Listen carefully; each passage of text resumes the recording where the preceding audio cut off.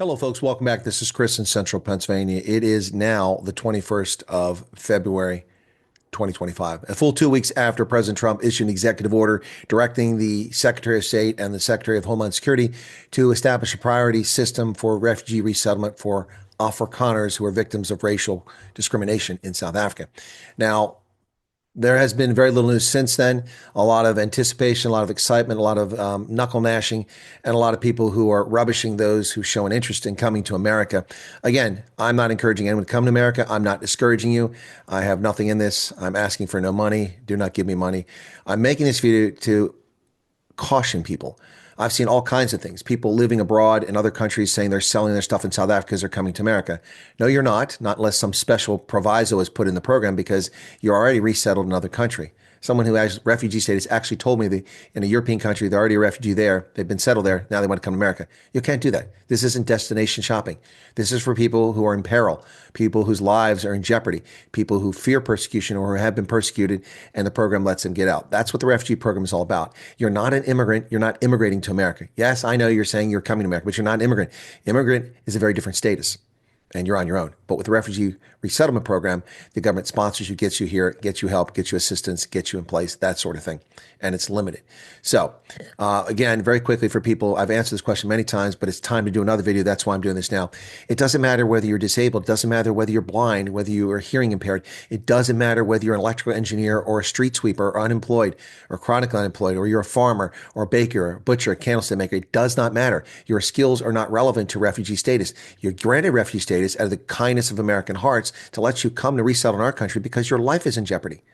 Now, we can't accommodate the entire world. There are 7.6 million registered refugees in Africa alone, and we're not taking all those people. And we typically have caps on the number of people every year, but the entire program was frozen by the president on the 20th of January this year. So no one can come here at the moment on the refugee program. And a lot of leftists are upset because as many as 26,000 people already approved for resettlement in America, living in refugee camps in places like Chad or Kenya or Somalia or Uganda, were looking to come here. And now that's put on hiatus. They can't come here because there's widespread fraud by the Biden administration in the application of the refugee program, just like the asylum program, which is a different program altogether. Although the criteria are almost the same, but your status is different. So understand that this is refugee. The people are asking if they can do this, they can do that, can do this. As a refugee, you will be allowed to work and you're encouraged to work. And I'll talk more about the cost of this program in another video, but I want to get this out now. The purpose of this video right now is to offer caution and admonition for people who are doing foolish things. If you are selling your resources, getting rid of and divesting everything you have because you think you're coming to America as a refugee, I have a word of warning, a caution to you. Cease and desist. Unless you're a gambler and you're taking a risk that, okay, I'll get in this program when it exists, I'll meet the criteria, and I'm coming to America, and I'm selling all my assets now before the value of assets declines. So if you want to take that risk, that's on you. What I'm saying, though, is that you don't know what the program is. You don't know what's happening. You don't know if you'll even immigrate. A lot of people are not immigrate. Now I fell into it. If you're going to come here as a refugee, you don't know. So if you want to roll the dice and hit snake eyes, that's on you. If, however, you roll the dice and you get a 7 and 11, good on you. But I'm cautioning people, stop the panic, stop making rash decisions, all right? Now, if you are an adult with a spouse, a legal spouse, not a cohabitator partner, but a legal spouse, and dependent children under the age of 18, you can apply to get all of you coming here as a nuclear family. They normally do that. But if you have parents, adult parents, they have to apply on their own. It's refugee status. You don't get to drag everybody here. So understand the concern. People with elderly parents are not in great shape, yada, yada, yada.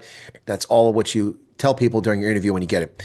But do not just go out and sell things. Also, here's the other caution, and I'm telling this right now because too many times it's come to my attention. Do not engage a lawyer about refugee status unless you want to give your money away. No lawyer can tell you what's going to happen in this refugee program right now. All a lawyer can do at the moment is read the law, read the programs that exist that are currently frozen, and apply logic and analysis to what has happened in the past and what could possibly potentially happen here, which I've done for free of charge. You don't have to believe anything I say. You can ignore everything I say. That is your decision.